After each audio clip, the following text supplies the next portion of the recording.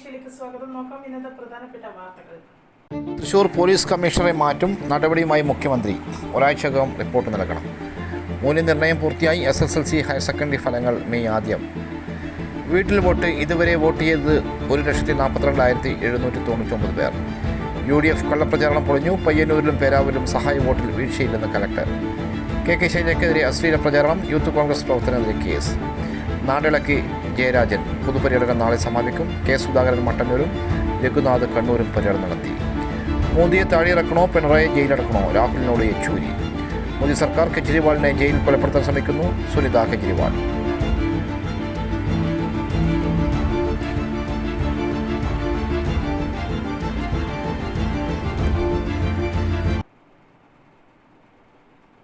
വിശദമായ വാർത്തകളിലേക്ക് കടക്കാം. കേരളത്തെയും ബീഹാറിനെയും അപമാനിച്ച് മോദി പ്രചരണ അഭിമുഖങ്ങൾ. ചുട്ട മറുപടിയുമായി മുഖ്യമന്ത്രി. പരസ്യങ്ങളിലൂടെയും സംഘടിത അഭിമുഖങ്ങളിലൂടെയും കേരളത്തെ അപമാനിക്കുന്നത് തുടരുമ്പോൾ പ്രതിരോധം തീർത്ത മുഖ്യമന്ത്രി പിണറായി വിജയന്റെ ചോദ്യങ്ങൾ. പ്രധാനമന്ത്രി നരേന്ദ്രമോദി കേരളത്തിന് എതിരെ സംസാരിക്കുന്നത് ഏത് ആധികാരിക രേഖകളുടെ ബലത്തിലാണെന്ന് അദ്ദേഹം ചോദിച്ചു.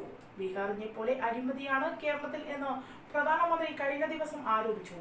ഒറ്റയടിക്ക് 2 സംസ്ഥാനങ്ങളെ അപമാനിക്കുകയാണ് അദ്ദേഹം. ഇന്ത്യയിൽ ഏറ്റവും അഴിമതി കുറഞ്ഞ സംസ്ഥാനം കേരളമാണെന്നത് എല്ലാവരും അംഗീകരിച്ചതാണ്. സെന്റർ ഫോർ മീഡിയ സ്റ്റഡീസും ട്രാൻസ്പെറൻസി ഇന്റർനാഷണലും ലോക്കൽ സർക്കിൾസും ചേർന്ന് നടത്തിയ ഇന്ത്യ കറപ്ഷൻ സർവേയാണ് ഈ അംഗീകാരം നൽകിയത്. എന്നാൽ അതിനപ്പുറം എന്ത് ആധികാരിക റിപ്പോർട്ട് വെച്ചാണ് പ്രധാനമന്ത്രി കേരളത്തെ അപമാനിക്കുന്നത് എന്ന് മുഖ്യമന്ത്രി പിണറായി വിജയൻ ചോദിച്ചു.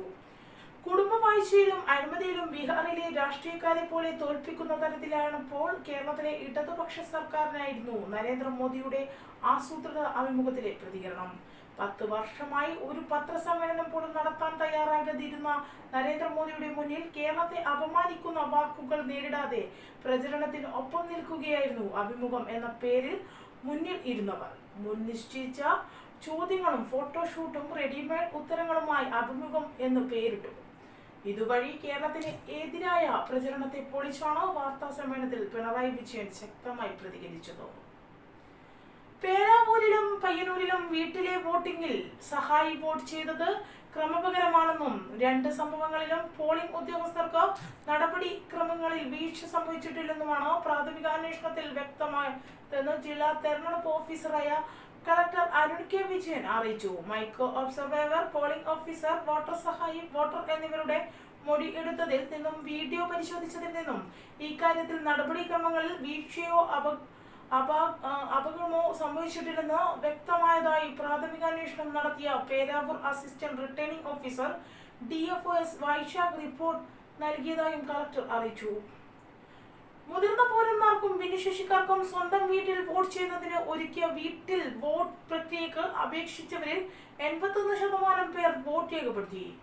1,42,799 പേരാണ് ഇതുവരെ വീട്ടിൽ വോട്ട് ചെയ്തത്. 85 വയസ്സിൽ കൂടുതൽ പ്രായമുള്ള 1,02,285 പേരും ഭിന്നശേഷിക്കാരായ 40,514 പേരും ഇതിൽ ഇടപെടുന്നു. 25 വരെ വീട്ടിൽ വോട്ട് തുടരും. Police, micro observer, videographer, polling ഉദ്യോഗസ്ഥർ എന്നിവർ ഉൾപ്പെട്ട സംഘമാണ് വീട്ടിലെത്തി വോട്ട് രേഖപ്പെടുത്തുക. തെരഞ്ഞെടുപ്പ് സംഘത്തിന്റെ സന്ദർശന വേളം സ്ഥാനാർത്ഥികളെയോ പ്രതിനിധികളെയോ മുൻകൂട്ടി അറിയിക്കും. വോട്ട് രേഖപ്പെടുത്തിയ ബാലറ്റുകൾ സീൽ ചെയ്ത് മെറ്റൽ ബോക്സുകളിൽ ശേഖരിക്കുകയും സുരക്ഷിതമായി സ്ട്രോങ് റൂമുകളിലേക്ക് മാറുകയുമാണ് ചെയ്യുന്നത്. സമ്മതിദാന അവകാശ വിനിയോഗത്തിന്റെ രഹസ്യ സ്വഭാവം നിലനിർത്തിയാണ് ഈ പ്രവർത്തനങ്ങളെല്ലാം. വീട്ടിൽ വോട്ട് ചെയ്യുന്നവരുടെ വിവരങ്ങൾ അവകാശ പോർട്ടലിലൂടെ അപ്പോൾ ലഭ്യമാകും. കഴിഞ്ഞ ദിവസം വീട്ടിൽ വോട്ട് ചെയ്ത കാസർഗോഡ് മണ്ഡലത്തിൽ 111 വയസ്സുള്ള C. കുപ്പച്ചിയമ്മയെ കളക്ടർ K. ഇംബഷൻ വീട്ടിലെത്തി അഭിനന്ദിച്ചിരുന്നു. കിടപ്പ് രോഗിയായ ശിവലിംഗം എന്ന ഒരാൾക്ക് വോട്ട് ചെയ്യുന്നതിനായി 18 കിലോമീറ്റർ വനമേഖലയിലൂടെ ഉദ്യോഗസ്ഥർ കാൽനട യാത്ര ചെയ്തു. ഇടുക്കി ഇടമലക്കുടി നൂറനടിയിലാണ് ഉദ്യോഗസ്ഥർ പ്രതിബന്ധങ്ങൾ താണ്ടിയെത്തിയതെന്നും മുഖ്യ തെരഞ്ഞെടുപ്പ് ഓഫീസർ സഞ്ജയ് കൗൾ അറിയിച്ചു. വടകര LDF സ്ഥാനാർത്ഥി KK ശൈലജയ്ക്കെതിരെ സമൂഹ മാധ്യമങ്ങളിൽ അശ്ലീല പ്രചരണം നടത്തിയ യൂത്ത് കോൺഗ്രസ് പ്രവർത്തകനെതിരെ പേരാമ്പ്ര പോലീസ് കേസെടുത്തു. ഷെഫീഖ് വാലിക്കോട് എന്ന വാലിക്കോട്ടെ മത്തത്ത് തർമൽ ഷെഫീഖിനെതിരെയാണ് പോലീസ് കേസെടുത്തത്. KK ശൈലജയ്ക്കെതിരെ അശ്ലീല പരാമർശം നടത്തിയെന്ന് കാണിച്ച് CPM Valikode branch secretary KP Radhakrishnan നൽകിയ പരാതിയിലാണ് നടപടി. LDF സ്ഥാനാർത്ഥിക്കെതിരെ യൂത്ത് കോൺഗ്രസ് പ്രവർത്തകർ വ്യാപക അശ്ലീല പ്രചരണമാണ് നടത്തുന്നത്. കഴിഞ്ഞ ദിവസം യൂത്ത് ലീഗ് പ്രവർത്തകർ സൽമാൻ വള്ളൂരിനെതിരെ പേരാമ്പ്ര പോലീസ് കേസെടുത്തിരുന്നു. ഇയാൾ ഒളിവിലാണ്. നരേന്ദ്രമോദിയെ താഴെയിറക്കുകയാണോ പിണറായി വിജയനെ അറസ്റ്റ് ചെയ്യുകയാണോ വേണ്ടത്? CPM general secretary Sitaram Yechury കൂടുതൽ വിശദമായ വാർത്തകളുമായി ചേർന്നു PK ബൈജു. നരേന്ദ്രമോദിയെ താഴെയിറക്കണോ പിണറായി വിജയനെ അറസ്റ്റ് ചെയ്യുകയാണോ വേണ്ടതെന്ന് CPM general secretary Sitaram Yechury ചോദിച്ചു. എന്തുകൊണ്ട് പിണറായി അറസ്റ്റ് ചെയ്യുന്നില്ല എന്നാണ് കോൺഗ്രസ് ചോദിക്കുന്നത്. ഇന്ദിരാഗാന്ധി പ്രധാനമന്ത്രിയായിരിക്കെ ജയിലിൽ പോയ ആളാണ് പിണറായി. ജയിലിൽ പോകാൻ ഞങ്ങൾക്ക് പേടിയില്ല. ജയിലിൽ പോകാൻ പേടിയുള്ള കോൺഗ്രസ്സുകാരാണ് BJPയിൽ ചേരുന്നത്. മഹാരാഷ്ട്രയിൽ മുൻ മുഖ്യമന്ത്രി അടക്കമുള്ള പ്രമുഖ കോൺഗ്രസ് നേതാക്കൾ BJPയിലെത്തി. BJPക്കെതിരെ കൃത്യമായ രാഷ്ട്രീയ നിലപാട് ഇല്ലാത്തതിനാണ് ഇത് സംഭവിക്കുന്നതെന്നും സീതാറാം യെച്ചൂരി പറഞ്ഞു. ഹിന്ദുത്വത്തെ ആദ്യം മുതൽ എതിർക്കുന്ന രാഷ്ട്രീയ പ്രസ്ഥാനമാണ് CPM. അതുകൊണ്ടാണ് RSSൻ്റെ അടിസ്ഥാന രേഖയായ വിചാരധാരയിൽ 3 പ്രധാന ശത്രുക്കളൊന്നായി കമ്മ്യൂണിസ്റ്റുകാരെയും ചൂണ്ടിക്കാണിക്കുന്നത്. അവർക്കെതിരെയുള്ള നിരന്തര പോരാട്ടമാണ് അതിനുള്ള കാരണമെന്ന് മനസ്സിലാക്കണം. BJPക്കെതിരെ ശരിയായ രാഷ്ട്രീയ സമീപനം സ്വീകരിക്കാത്തതുകൊണ്ടാണ് മഹാരാഷ്ട്രയിലെ കോൺഗ്രസിൻ്റെ മുൻ മുഖ്യമന്ത്രി അടക്കമുള്ളവർ അതിലേക്ക് പോയതെന്നും യെച്ചൂരി പറഞ്ഞു. ഗുജറാത്ത് കലാപവുമായി ബന്ധപ്പെട്ട് ബിൽക്കിസ് ബാനു കൂട്ടബലാത്സംഗ കേസിലെ പ്രതികളെ അടുത്തിടെ വെറുതെ വിട്ടപ്പോൾ സുപ്രീം കോടതി സമീപിച്ചതും കശ്മീരിൻ്റെ പ്രത്യേക പദവി എടുത്തു കളഞ്ഞപ്പോൾ ശക്തമായ എതിർപ്പ് പ്രകടിപ്പിച്ച് രംഗത്തെത്തിയതുമൊക്കെ CPM ആണ്. ബാബറി മസ്ജിദ് തകർക്കപ്പെട്ട കാലത്ത് വർഗീയ കലാപങ്ങൾ പൊട്ടിപ്പുറപ്പെട്ടപ്പോൾ മുസ്ലിം നേതാക്കളുടെ ഒരു സംഘം അഭയം തേടിയെത്തിയത് CPMൻ്റെ ഡൽഹിയിലെ AKG സെൻറ്ററിലേക്കാണ്. അന്നത്തെ കോൺഗ്രസ് സർക്കാരിനോട് പറഞ്ഞ് സുരക്ഷ ഒരുക്കാമെന്ന് അറിയിച്ചപ്പോൾ അവർ സമ്മതിച്ചില്ല. ജ്യോതി ബസു ഭരിക്കുന്ന പശ്ചിമ ബംഗാളിലേക്ക് കൊണ്ടുപോകണമെന്നാണ് ആവശ്യപ്പെട്ടതെന്നും യെച്ചൂരി സൂചിപ്പിച്ചു. News desk Azadi media.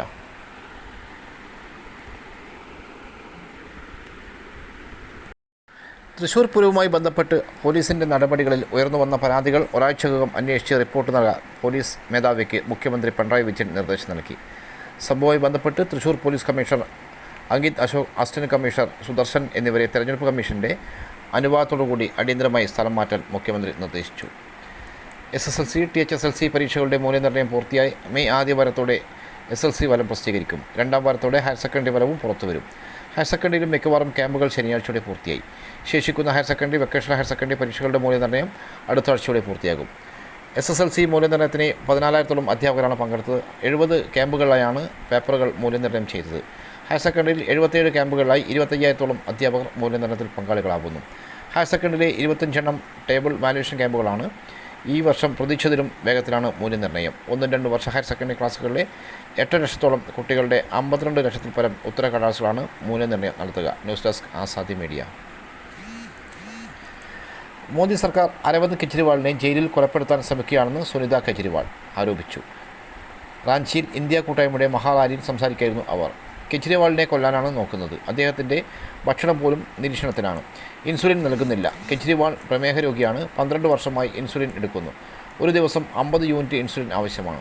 കെജ്രിവാളിന് അധികാരത്തോടൊരു താല്പര്യവുമില്ല. രാജ്യസേവനം മാത്രമാണ് അദ്ദേഹം ആഗ്രഹിക്കുന്നത്, സുനിത പറഞ്ഞു.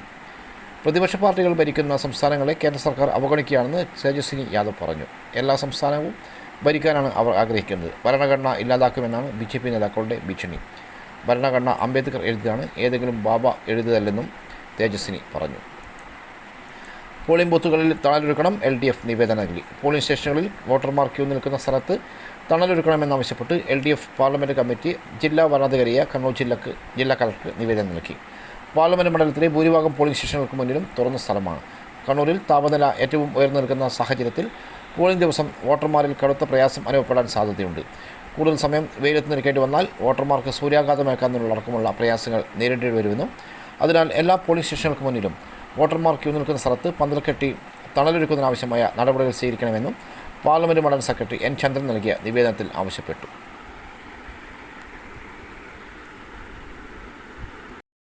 നാടിടക്കി ജയരാജൻ പൊതുപര്യടനം നാളെ സമാപിക്കും. LDF സ്ഥാനാർത്ഥി MV ജയരാജൻ്റെ പൊതുപര്യടനം തിങ്കളാഴ്ച സമാപിക്കും.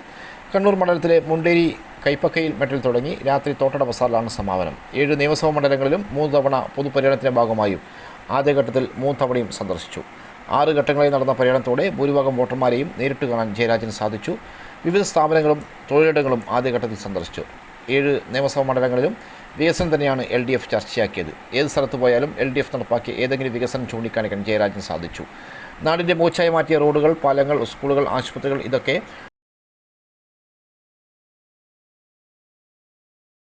ത്തിൻ്റെ ഓരോ മേഖലയിലും LDF സർക്കാരിൻ്റെ വികസന മുന്നേറ്റത്തിൻ്റെ ഭാഗമായുള്ളവരെ കാണാം. പൗരത്വ ഭേദഗതി നിയമം നടപ്പാക്കില്ലെന്ന ഇടത് സർക്കാരിൻ്റെ ഉറച്ച നിലപാട് ആശ്വാസം കൊണ്ടവർ ഏറെയാണ്. ഇവരൊക്കെ തന്നെയാണ് സ്വീകരണ കേന്ദ്രങ്ങളെല്ലാം ഒത്തുചേർന്നത്. ഒപ്പം 5 വർഷം പാഴാക്കിയ MP-യുടെ നിലപാടും ചർച്ചയായി. ഇടതില്ലെങ്കിൽ ഇന്ത്യയില്ല എന്ന സന്ദേശം ഗ്രാമങ്ങളിലും നഗരങ്ങളിലും ഉള്ളവർ ഒരേ സ്ഥലത്തിൽ ഏറ്റെടുത്തതോടെ കണ്ണൂർ പാർലമെൻറ്റ് മണ്ഡലത്തിൽ മാറ്റത്തിൻ്റെ കാറ്റ് വീശും എന്നത് ഉറപ്പായി. തിങ്കളാഴ്ച പൊതുപര്യടനം സമാപിക്കും. ചൊവ്വാഴ്ച തളിപ്പറമ്പിൽ നിന്ന് കണ്ണൂരിലേക്ക് കൂറ്റൻ റോഡ് ഷോ നടക്കും. ബുധനാഴ്ച വൈകുന്നേരം പ്രചാരണ സമാപനം പുതിയ ബസ് സ്റ്റാൻഡ് പരിസരത്ത് തുടങ്ങി State Bank plaza, railway station, Muneeswaran Kovil വഴി കാൽടെക്സിൽ സമാപിക്കും. വ്യാഴാഴ്ച നിശബ്ദ പ്രചരണമാണ്.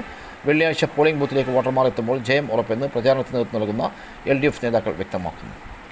സി രഘുനാഥ് കണ്ണൂരിൽ പര്യടനം നടത്തി. കണ്ണൂർ പാർലമെൻറ്റ് മണ്ഡലം BJP NDA സ്ഥാനാർത്ഥി CK രഘുനാഥിന് നഗരമേഖലയിലും ആവേശ സ്വീകരണം. തളാപ്പ് സുന്ദരേശ്വര ക്ഷേത്ര പരിസരത്ത് ആരംഭിച്ച തെരഞ്ഞെടുപ്പ് പര്യടനം BJP ദേശീയ സമിതി അംഗം PK വേലായുധൻ ഉദ്ഘാടനം ചെയ്തു. ജില്ലാ വൈസ് പ്രസിഡന്റ് രാജൻ പുതുക്കുടി അധ്യക്ഷത വഹിച്ചു. ദേശീയ സമിതി അംഗം A ദാമോദരൻ, PR രാജൻ, അർച്ചന വണ്ടിച്ചാൽ, രത്നാകരൻ മാങ്ങാട്, സുജീഷ് അളിയാവൂർ, രാഗിണി, ശ്രീകാന്ത് രവി വർമ്മ തുടങ്ങിയവർ പങ്കെടുത്തു. മഹിളാ മോർച്ച ജില്ലാ അധ്യക്ഷ റീന മനോഹരൻ, രാജൻ പുതുക്കുടി, സജീഷ് പയ്യാവൂർ, അരുൺ തോമസ്, രമേശൻ മാണിക്കോത്ത്, C ലതീശൻ തുടങ്ങിയവർ വിവിധ സ്വീകരണ കേന്ദ്രങ്ങളിൽ സംസാരിച്ചു. K സുധാകരൻ പ്രചരണവുമായി മട്ടന്നൂരിലെത്തി. മട്ടന്നൂർ നിയോജകമണ്ഡലത്തിലെ പരമാവധി വോട്ടുകൾ സമാഹരിക്കാനാണ് ശക്തമായ പ്രചരണവുമായി UDF സ്ഥാനാർത്ഥി K സുധാകരൻ മണ്ഡലത്തിലെത്തിയത്. 3ാം ഘട്ട പര്യടനത്തിലാണ് സുധാകരൻ മണ്ഡലത്തിൽ എത്തിയത്. മാലൂർ സിറ്റിയിൽ നിന്നാണ് പര്യടനം ആരംഭിച്ചത്. CMP സംസ്ഥാന സെക്രട്ടറി C അജീർ പര്യടനം ഉദ്ഘാടനം ചെയ്തു. കേരളത്തിലെ LDFന് ജനാധിപത്യ ബോധമില്ലെന്ന് അജീർ പറഞ്ഞു. കണ്ണൂർ പാർലമെൻറ്റിനകത്ത് 200ഓളം ബൂത്തുകളിൽ ജനാധിപത്യം ഇല്ലെന്നും അദ്ദേഹം സൂചിപ്പിച്ചു. മുടപ്പത്തൂർ, ആയിത്തറ, മിന്നിപ്പിടിക, കൈതേരി, 11 മൈൽ തുടങ്ങിയ കേന്ദ്രങ്ങളെല്ലാം എത്തി ആർപ്പാന്തോടാണ് പര്യടനം സമാപിച്ചത്. നേതാക്കളായ Abootty master, Rajeevan Aliyavoor, P Vijayan, VR Bhaskaran, CG Thankachan, NC Sumod, KV Jayaprasad, Kanjinulli Raghavan master, Suresh Mavila തുടങ്ങിയവർ പങ്കെടുത്തു. News desk Azadi media. ഇതോടെ ഇന്നത്തെ ആസാദി വാർത്തകൾ ഇവിടെ അവസാനിക്കുകയാണ്. അടുത്ത വാർത്താ ബുള്ളറ്റിൻ നാളെ രാത്രി വീണ്ടും കാണാം. നന്ദി, നമസ്കാരം.